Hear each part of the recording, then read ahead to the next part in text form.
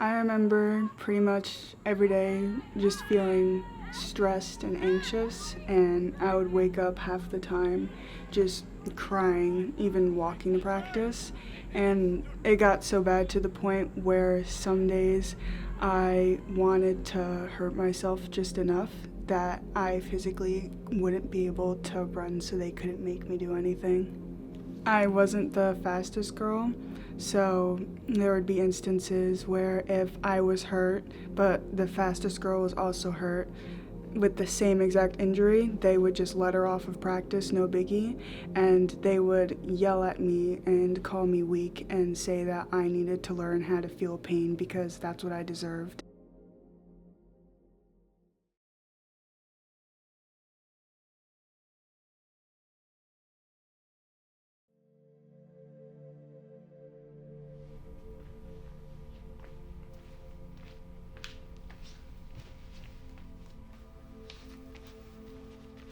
My name's Meredith Iskovic.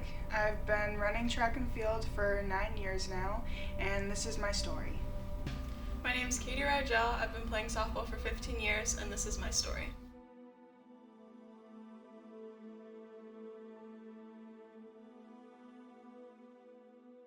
I started running track and field in 5th grade. I always played soccer, and my dad actually convinced me to try track instead.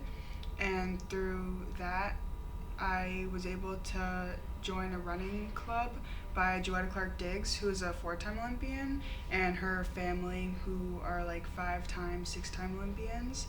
So I did that for a couple of years until I joined my high school team, and that was a lot of fun. But then once I got to college, running track and field in college is when it all kind of went downhill.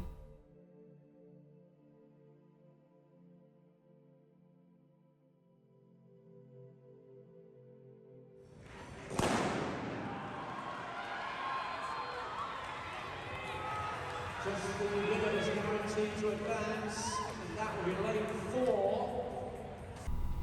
I guess I kind of felt a little sad and heartbroken because at first my coaches were very easygoing to talk to, and I trusted them, and I told them a lot of personal stuff about my life and my family, which they just kind of ended up using against me in the long run. There was also a lot of instances where if I wasn't running fast enough in the 4x4 relay race, I would get blamed for the whole thing, even if something wasn't my fault. Or even if I had the fastest split, they would tell me that I was slow and I wasn't paying attention and I just did this and that wrong, but complimented and congratulated everyone else. There was also instances where they would have me running while I was hurt and sick, even when I had doctor's notes, or if the trainer said I couldn't do something, they would still make me run because they didn't understand what having a low pain tolerance meant. And they just took that as me being a baby compared to them and told me that I need to feel pain because that's what I deserve, and everybody feels pain and I don't get special treatment just because I have low pain tolerance. So they would make me run, specifically this one time when I literally tore part of my leg, but I was still told I had to run. Meanwhile, the fastest girl on the team, which was one of my best friends, her shin was just hurting and they gave her off practice for the next 3 days, but made me still run while I had a torn leg. It is easily forgotten how much of sports is a mentality. Athletes exert themselves to their physical limits, quite literally having to disregard physical discomfort or even pain for the sake of competition.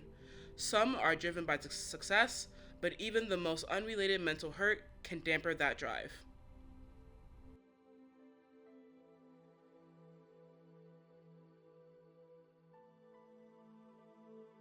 So I first got into softball because I actually started playing baseball first. After a few years of playing baseball that I was inspired to play because of my brother, I then moved on to play softball as I was getting older and felt that that was a better choice.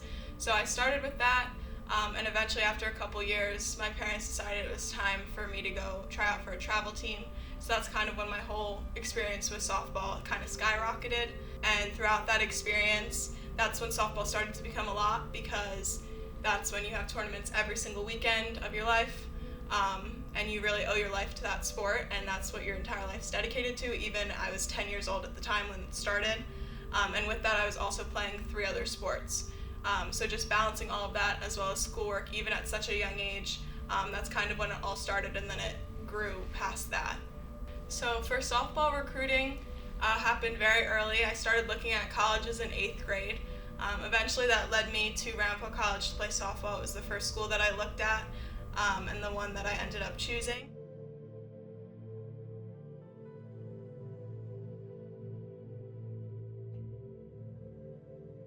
Once I got here, it was definitely very nerve-wracking coming into a new environment and not having necessarily the best high school experience with softball. I was scared to go into a new program and see how that would impact and be different, because I didn't have the best experience in high school, so I was a little nervous for that. Once I got here, I was very welcomed. However, it's definitely a big commitment and very stressful to be a college athlete, and although I knew that coming in, experiencing it is a very different thing. With softball, we play a lot of games, and it's just a lot of time spent on the field, and that does lead to injuries. So this past year I did get injured, and that definitely took a toll on me. Not being able to play or being able to put in your full effort because of an injury holding you back and holding you back from being on the field is definitely something that was very tough mentally for me, and I know for a lot of other athletes when that happens to them, because you feel helpless in a way, and you're defined by your sport, and you suddenly can't do that anymore. So it's definitely a tough aspect to grasp.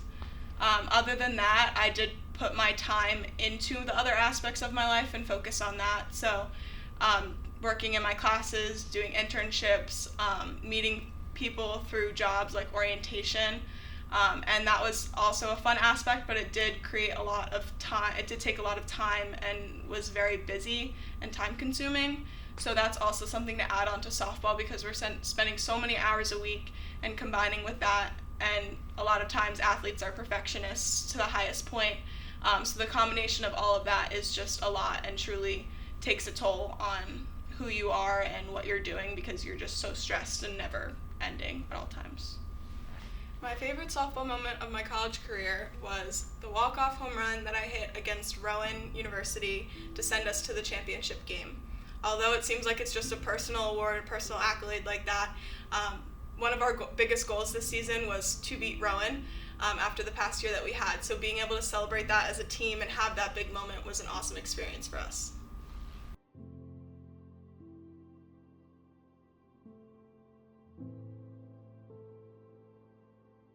One thing that's helped me a lot throughout this process is an organization called Morgan's Message. I found out about this organization through a friend who started a chapter at her university, and it's an organization that works to end the stigma around mental health within athletics. It's a story, a dedication to a Duke lacrosse player who took her own life after suffering from an injury, because she felt that she was only defined by her sport and she had nothing else after she got injured. So that organization just works to build awareness and provide support for athletes. So my role in this is I became an ambassador for Ramapo College. So I started this chapter at Ramapo College last year. We're still working to further this organization at our school, but our job is to raise awareness, to have a safe place for athletes to go and communicate. And the main thing we do is dedication games, to bring it to families, to bring it to players, other teams, and just raise awareness for this cause, and to make athletes feel heard and know that there's always something, there's always a better place to be, and there's always help for them if needed. My advice for college athletes is to know that you are not alone. There's always someone to help you, there are always peers to support you, and you are not in this alone. Another thing is that you are not defined by your sport.